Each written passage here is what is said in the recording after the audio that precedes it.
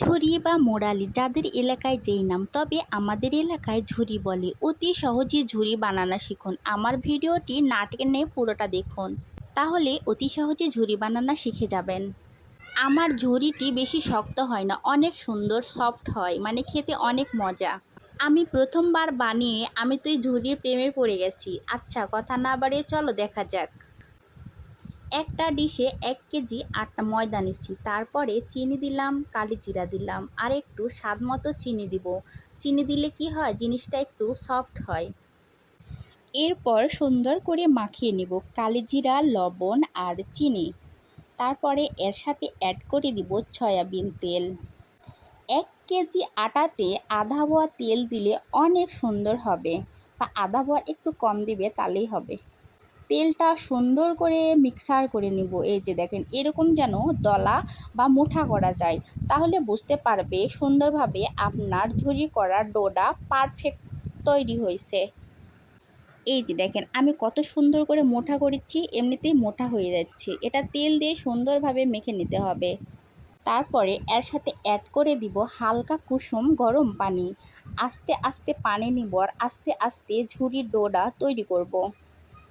আমার ডোটা কমপ্লিট। এই যে দেখুন কত সুন্দর হয়েছে, শক্তও না নরমও না। তবে একটা বিষয় খেয়াল রাখবে, পানি যেন বেশি না হয় কমও না হয়। এই যে দেখুন কত সুন্দর হয়েছে ডোটি। এখন আমি আধা ঘন্টার জন্য একটি প্লেট দিয়ে সুন্দরভাবে ঢেকে রেখে দিব। আধা ঘন্টা পর এই যে দেখেন, সুন্দর করে একটা রুটির মতো করে বেলে নিব। তবে রুটির মতো পাতলা নাই, যে এরকম মোটা করে নেবে। গোল করেও বেলতে পারো বা লম্বা করেও বেলতে পারো। আমার তো লম্বা করেই বেশি ভালো লাগে। লম্বা করে বেলে নেওয়ার পরে একটা ছুরির সাহায্যে সুন্দরভাবে কেটে নেব। এই যে দেখেন আমি কত সুন্দরভাবে কাটতেছি। আমি এক হাতে ভিডিও করতেছি আর এক হাতে কাটতেছি। ইচ্ছা করলে সব সম্ভব। তারপরে যে দেখেন সুন্দরভাবে উঠায়া রেখে দিব।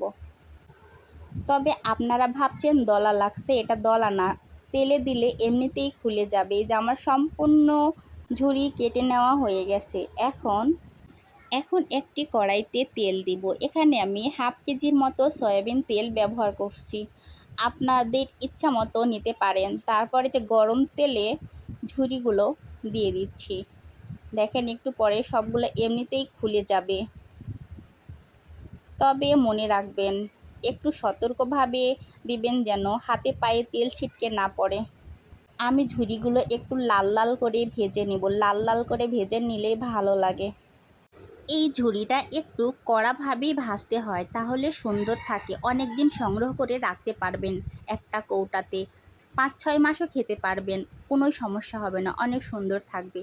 একে একে আমার সব ঝুরি ভাজা শেষ। দেখুন কত সুন্দর হয়েছে। আর আমি একটা ভেঙে দেখাই, দেখেন কতটা সফট, দেখছেন হাত দিলেই ভেঙে যাচ্ছে। এখন ঝুরির জন্য শিরা তৈরি করব। একটা কড়াইতে আধা পোয়া পানি দিব, কারণ আমি ঝুরির ময়দা নিয়েছি 1 কেজি। এখানে আমার হাফ কেজি চিনি অ্যাড করতে হবে। হাফ কেজি চিনির জন্য আধা পোয়া পানি যথেষ্ট। এখানে আমি হাফ কেজির মতো চিনি অ্যাড করে দিলাম। চিনিটি এখন সুন্দরভাবে বলক আসবে। অনেকক্ষণ নেড়ে নেড়ে যখন চিনিটি আঠা আঠা হবে, তখন ঝুরির সাথে অ্যাড করতে হবে। দেখুন চিনির ফেনা ফেনা হচ্ছে, কিন্তু এখনও আটা আটা হয়নি। যে আমি হাত দিয়ে দেখিয়ে দিচ্ছি, আটা আটা এখনও হয়নি। যখন আটা আটা হবে, তখন সম্পূর্ণ শিরা ঝুরির উপর ঢেলে দিব। এই কাজটি একটু ধৈর্য সহকারেই করতে হয়। শুরু থেকে শেষ পর্যন্ত আমার টিপসটি ফলো করবেন এবং দেখে দেখে কাজ করবেন, কখনো নিরাশ হবেন না আশা করি। এই যে দেখুন, এখন আমি ঝুরির উপর শিরাগুলো ঢেলে দিলাম, দিয়ে অনবরত নাড়তেই থাকবো। একটা বলে, একটা ছুরি বা একটা চামিচ দিয়ে আস্তে আস্তে শিরাগুলো একদম ঠান্ডা হয়ে ঝুরির গায়ের সাথে লেগে যাবে সাদা সাদা। এই যে দেখেন কত সুন্দরভাবে তৈরি হয়ে গেল আমার পারফেক্ট ঝুরি। আপনাদের কাছে একটাই রিকোয়েস্ট, আমার ভিডিওটি যদি আপনাদের কাছে ভালো লাগে তবে সাবস্ক্রাইব করবেন, লাইক করবেন, কমেন্ট করবেন। এতে করে আমার আগ্রহটা আরও বেড়ে যাবে।